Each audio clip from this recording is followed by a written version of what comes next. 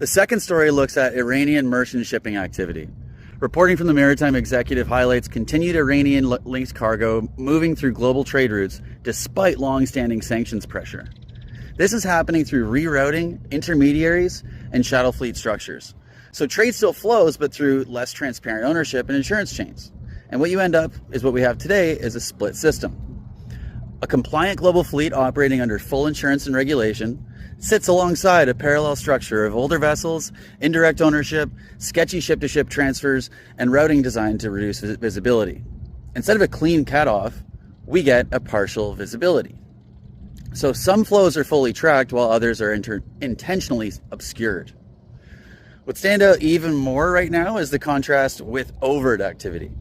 In the last couple of weeks, 5 specific Iranian flagged cargo vessels, not part of the Ghost Fleet, have been loading and unloading openly. These ships are the Bahanavaz, Andia, Bahajat, Beta, and Bavand. They departed through the Persian Gulf between March 28th and the 31st, with their AIS signals fully active, heading to destinations like China and Malaysia. This visible, state-linked shipping was not moving this openly or at this volume before the current pressures intensified. Adding important context, the US issued a temporary waiver on March 20th for Iranian oil. It lifts sanctions only on Iranian oil already loaded on tankers as of that date, allowing those specific shipments, estimated about 140 million barrels, to be sold and delivered until April 19th.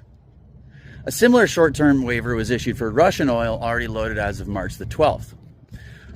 Both moves aim to quick release these stranded barrels and ease the soaring global oil prices. They are not a broad lifting of sanctions on new production or ongoing exports.